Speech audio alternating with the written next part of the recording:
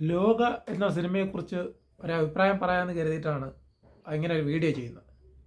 ഒരു 30 കോടി രൂപയ്ക്ക് 500 കോടി രൂപ ബഡ്ജറ്റിൽ ഇപ്പം തമിഴിലോ തെലുങ്കിലൊക്കെ ചെയ്തിരുന്നെങ്കിൽ അവർക്ക് മിനിമം ഒരു 500 കോടി ഇല്ലാതെ ഇതുപോലൊരു സിനിമ ചെയ്യാനൊന്നും പറ്റത്തില്ല. ആ സ്ഥാനത്താണ് 30 കോടിയിൽ ഇത്രയും ബമ്പൻ സെറ്റപ്പിൽ ഒരു സിനിമ ചെയ്തിരിക്കുന്നത്. ഇതിൽ എനിക്കൊരു പ്രശ്നമായിട്ട് തോന്നിയ ഒറ്റ കാര്യം എന്ന് പറഞ്ഞു കഴിഞ്ഞാൽ, നമ്മൾ നേരത്തേക്ക് സിനിമ കാണാൻ പോകുമ്പോഴത്തേക്ക് ഈ സ്ക്രീനിൻ്റെ മുകളിലും താഴെയും കുറേ ഏരിയയിൽ ഒന്നും കാണത്തില്ലായിരുന്നല്ലേ. അതിപ്പോൾ തിരിഞ്ഞാണ്, രണ്ട് സൈഡിലൊന്നും കാണത്തില്ല. അപ്പോൾ ഇത്രയും വലിയ സ്ക്രീനിൽ ഏകദേശം കുറേ ഭാഗം ഇല്ലാതെ പോകുന്നത് ഒരു പോരായ്മയായിട്ട് തോന്നി. പക്ഷേ സൗണ്ട് എഫക്റ്റ് മറ്റു ചെയ്തിരിക്കുന്ന സംഭവങ്ങളൊക്കെ ഭയങ്കര സംഭവം കിടുവായിട്ടുണ്ട്. ആരായാലും കണ്ടിരുന്നു പോകും, അത്ര നല്ല രീതിയിലാണിത് ചെയ്തേക്കുന്നത്. ഇതിൽ ചില ലോജിക്കില്ലായ്മയൊക്കെ ആൾക്കാർ പറയാറുണ്ട്. എന്തെന്ന് പറഞ്ഞു കഴിഞ്ഞാൽ, സംഭവം ബ്ലഡ് ഫ്രിഡ്ജിൽ കൊണ്ടുവച്ചേക്കുന്നു, അതെടുത്ത് കുടിക്കുന്നു, ഒരുപാട് പ്രായം യക്ഷിക്ക് പറയുന്നു, എന്നിട്ട് പ്രായം ചെറുപ്പമായിട്ട് കാണിക്കുന്നു എന്നൊക്കെ പറയുന്ന ലോജിക്കില്ലായ്മയൊക്കെയാണ് ചില ആൾക്കാർ നമ്മൾ ഈ സോഷ്യൽ മീഡിയയിലൊക്കെ കാണാൻ പറ്റുന്നത്. സത്യം പറഞ്ഞാൽ ഇതൊരു മിത്താണല്ലോ, മിത്തിനെ ആസ്പദമാക്കിയാണ് ഇത് പോകുന്നത്. മിത്തിലെന്ത് ലോജിക്കാണ് അല്ലെങ്കിൽ തന്നെ ഉണ്ടാകുന്നത്? മിത്തുകൾ പ്രത്യേകിച്ച് ലോജിക്കില്ലാത്തതുകൊണ്ടാണ് ഇതിനൊക്കെ മിത്തെന്ന് പറഞ്ഞത്, അല്ലെങ്കിൽ ചരിത്രം എന്നെങ്കിലും പറഞ്ഞു പോയാൽ.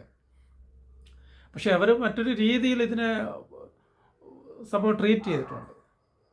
ഈ ഒരു സിനിമയുടെ ഒരു ഇതെന്ന് പറഞ്ഞു കഴിഞ്ഞാൽ, നമ്മൾ ഏതൊരു സിനിമ കാണുമ്പോഴും അതിൻ്റെ അവസാനം ഒരു എഴുതി കാണിപ്പ് വരുമ്പോഴത്തേക്ക് നമ്മളെല്ലാവരും എഴുന്നേറ്റ് പോകും. ഈ പറയുന്ന വരിവരിയാ കുറേ പേര് ഇതിൻ്റെ പിന്നിൽ പ്രവർത്തിച്ച ആൾക്കാരെ പേര് എഴുതി കാണിക്കുന്ന സമയത്ത് ആരും ഇത് കണ്ടിരിക്കത്തൊന്നുമില്ല, പെട്ടെന്ന് എഴുന്നേറ്റ് പോവുകയാണ് ചെയ്യുന്നത്. പക്ഷെ ഇവിടെ ഒരു കാര്യം എന്ന് പറഞ്ഞു കഴിഞ്ഞാൽ, എല്ലാവരും വെയിറ്റ് ചെയ്യുകയാണ് ഇത് മൊത്തവും എഴുതി തീരുന്നവരെ. ഞാനിങ്ങനെ നോക്കി ഏതെങ്കിലും ഡോറ് തുറക്കുന്നുണ്ട്, ആരെങ്കിലും പോകുമെന്ന്. അപ്പോൾ നമുക്ക് കാണാൻ പറ്റില്ല, ഇരുട്ടാണെങ്കിൽ ഡോറ് തുറക്കുമ്പോഴത്തേക്ക് കാണാൻ പറ്റും. അപ്പം അങ്ങനെ ഒരു സംഭവം ഇതിലുണ്ടാകുന്നില്ല. ഈ ആൾക്കാർ ഇങ്ങനെ വെയിറ്റ് ചെയ്യുകയാണ് ഇത് തീർന്നിട്ടുണ്ടെങ്കിൽ അടുത്തത് കാണാനെന്നുള്ള. അതിന്നൊരു കാര്യം മനസ്സിലാവുമെന്ന് പറഞ്ഞു കഴിഞ്ഞാൽ, ഈ സിനിമയെക്കുറിച്ച് അഭിപ്രായം പറയുന്ന ഒത്തിരി പേരുണ്ടല്ലോ ഈ നമ്മുടെ യൂട്യൂബിൽ. അപ്പം ഞാനും അതുപോലെ കണ്ടിട്ടാണ് പോകുന്നത്. ഈ സിനിമ ഇറങ്ങിയത് വളരെ സൈലൻ്റായിട്ട് ഇറങ്ങിയ ഒരു സിനിമയാണ്.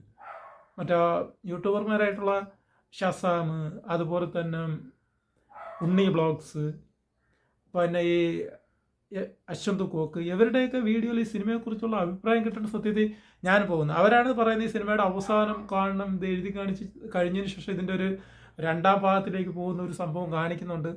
അപ്പോൾ എനിക്കൊരു കാര്യം മനസ്സിലായി, ഈ വന്ന ആൾക്കാരൊക്കെ തന്നെ ഇതുപോലുള്ള ഈ സിനിമ റിവ്യൂ കണ്ടിട്ടാണ് വന്നിട്ടുള്ളത്, അല്ലെങ്കിൽ ആരെങ്കിലുമൊക്കെ എഴുന്നേറ്റ് പോകണ്ടേ. അപ്പോൾ എല്ലാവരും ഇങ്ങനെ വളരെ വെയിറ്റിങ്ങിലായിട്ടാണ് പോകുന്നത്.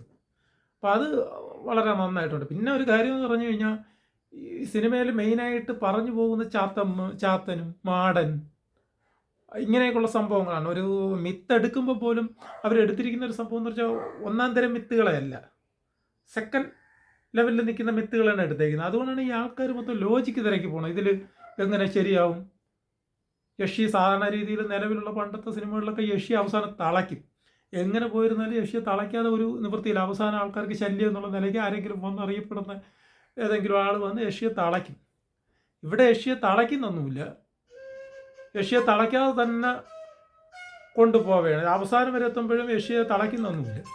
അതൊക്കെയാണ് ആൾക്കാർക്ക് എനിക്ക് തോന്നുന്ന ഒരു ലോജിക്കില്ലെന്നൊക്കെ പറഞ്ഞുകൊണ്ട് പോകണമെന്ന് തോന്നിപ്പോകും നമുക്ക്. സംഭവം ഇതിൽ അവസാനം കാണിക്കുന്ന ഒരു ചാത്തന്മാർ വരും എന്നുള്ള രീതിയിലാണ് നിർത്തുന്നത്.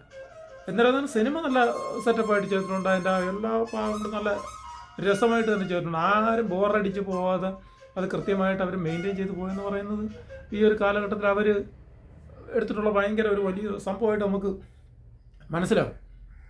നമ്മളിപ്പോൾ യഥാർത്ഥത്തിൽ പണ്ട് ഈ പറയല ഈ ഒരു സിനിമയുണ്ടല്ലോ ചന്തു,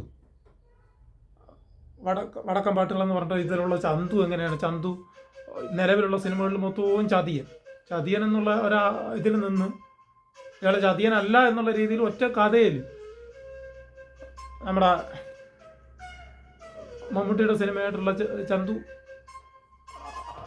വടക്കം വീരഗാഥയിൽ ചന്തു ചതിയനല്ല എന്ന് കാണിക്കുന്ന ഒരു തരത്തിലേക്ക് എത്തിയപ്പോഴത്തേക്ക് അതിനെയൊക്കെ ആൾക്കാർ പ്രോത്സാഹിപ്പിക്കുകയാണ് ചെയ്തത്. എങ്ങനെയൊന്നും ഒറ്റ എഴുത്തുകൊണ്ട് ചന്തു ഇങ്ങനെയായി മാറി, അത് വളരെ ഈ ആളിനല്ല മറ്റൊരാളിനെ കൊണ്ട് എങ്ങനെ ചെയ്യാൻ പറ്റത്തില്ലെന്നൊക്കെ പറഞ്ഞ ആൾക്കാർ ഇതിലേക്ക് വരുമ്പോൾ ഇതിൻ്റെ ലോജിക്ക് തിരക്കി പോവുകയാണ്. ഇത് അങ്ങനെ ശരിയാവും, അതെങ്ങനെ ശരിയാവും? പണ്ട് പനേര മണ്ടേരൊക്കെ ഇരുന്നെന്ന് പറഞ്ഞ ലോജിക്ക് ഉണ്ടായിരുന്നു. ഇതങ്ങനെയൊന്നും കാണിക്കുന്നില്ല. വലിയ ഇതിലൊക്കെ താമസിക്കുന്നു, ബാക്ക്ഡോർ താമസിക്കുന്നൊക്കെ പറയുമ്പോൾ എന്തോ അതൊക്കെ കൊണ്ടായിരിക്കാം ലോജിക്ക് ഇവർക്ക് പലർക്കും ഇത് അംഗീകരിക്കാൻ പറ്റാത്തതെന്ന് എനിക്ക് തോന്നുന്നു. പക്ഷെ എന്തായാലും പടം സെറ്റ് പടമാണ്. എല്ലാവർക്കും കാണാൻ പറ്റിയ ഒരു തവണ അല്ല, രണ്ടാം മൂന്നോ തവണയൊക്കെ കാണാം. കാരണം ഒറ്റ തവണ കണ്ടു കഴിഞ്ഞാൽ ഇതെനിക്ക് മനസ്സിലാവും തോന്നുന്നില്ല. കണ്ട് ത്രില്ലടിച്ചിരിക്കുക എന്നുള്ളതല്ലാതെ പലതും നമുക്ക് വിട്ടുപോകും. അങ്ങനെ വളരെ സെറ്റപ്പ് സിനിമയാണ്. എല്ലാവർക്കും കാണാൻ പറ്റിയ നല്ല സ്റ്റൈൽ പടമാണ്.